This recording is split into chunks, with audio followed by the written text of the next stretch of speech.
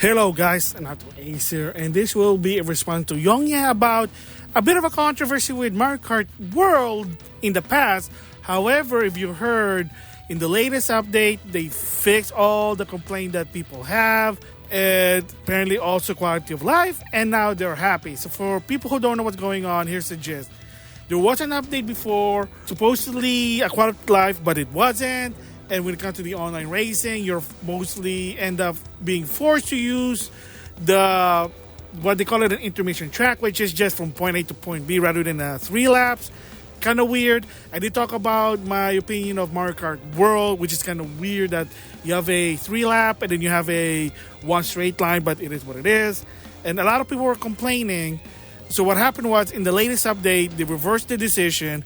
Now, from what I understand, that when you're playing online, you are getting mostly the 3 lap rather than an intermission lap. That's good. A lot of quality of life. That's okay. So that one, my thoughts is kind of weird where they're doing it, but it's Nintendo. But the response to Yongyea is not about the Mario Kart World. Nintendo's listening, which is good because everybody knows Nintendo often not to listen to anyone. That's been a fact. Even Reggie said it himself that they've been always told, encouraged that not to listen to the fans because sometimes they don't know what it is.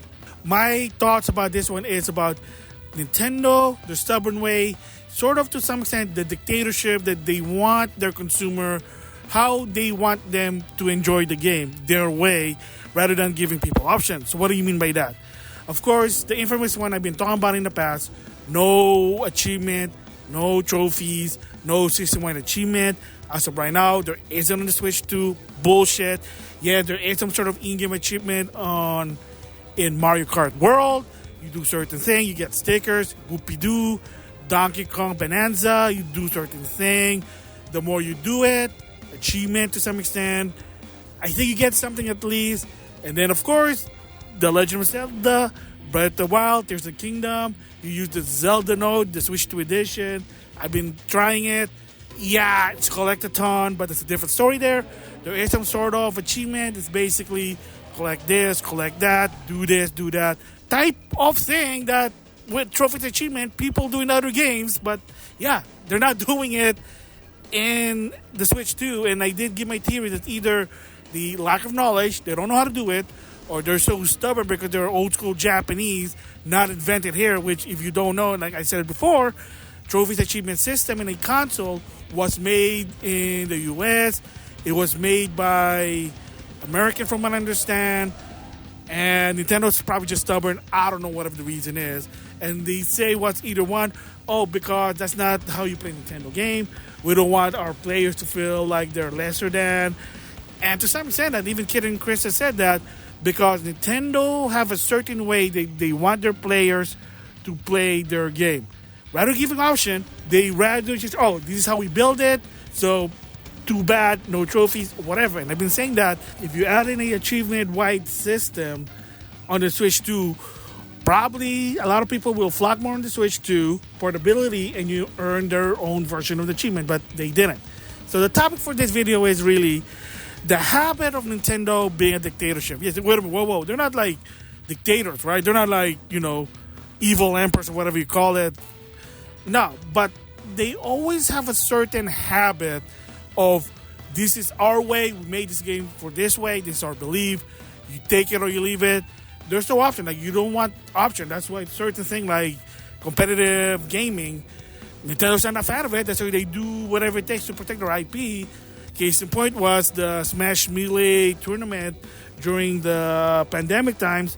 There was some sort of like a mod version, and they shut the tournament down because, you're using a mod version of Super Smash Bros. Melee. It's like, dude, you're not even making money unless you're going to put Smash Melee on the Nintendo Switch Online, which I doubt that because it's not just a Nintendo game, it's an all-star game. It's probably a legal issue. I mean, Sakurai even said it that you can't even make toys out of it for whatever reason. But, okay, whatever. To each of their own, I guess. But the bottom line is they have their certain way. That's been since the NES days. That's the problem. Heck, even Iwata, that's what people keep saying that he's stuck in the past because there are certain ways that they want their audience to like this is how you should play video games. Like, it's 2025, dude.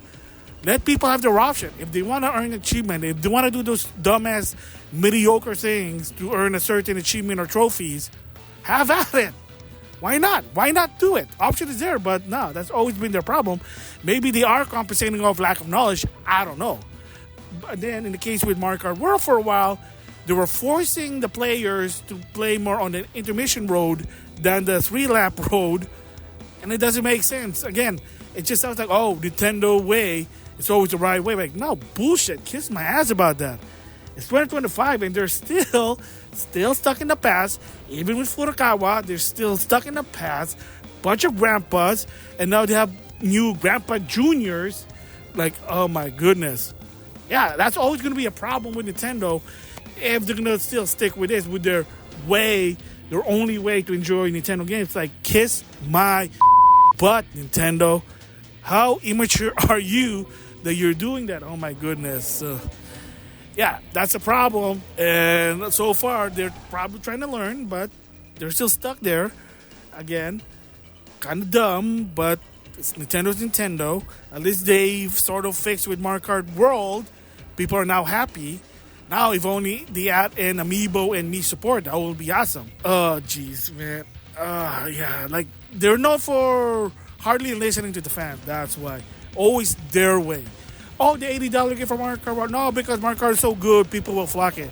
Oh, Donkey Kong for $70, it's worth it. Just trust me, bro. Trust me. It's like, no. Like, for the Switch 2's price, fine, I get it, but still, kiss my ass. I mean, so far, at least, they're doing good with the Nintendo Switch Online. $20 for the basic and $50 for the tier.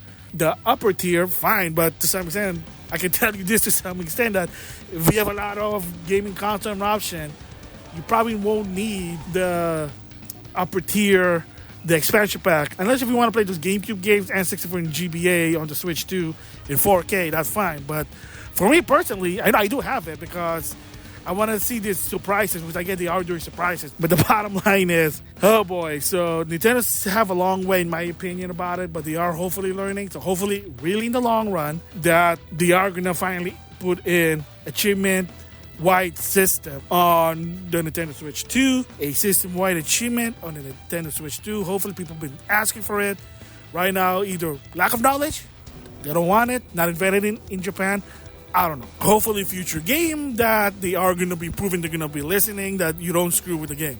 So hopefully they learn from Mario Kart World to not say, oh, this is our way, this is how we see it. Kiss my ass. No.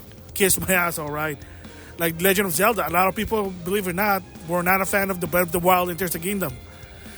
I mean, it's open world. I like open world. But they really just want the dungeon. That's why, like, they want the old tradition dungeon, get like the 8 Triforce and beat Ganon and something like that. But, you know, changes are good.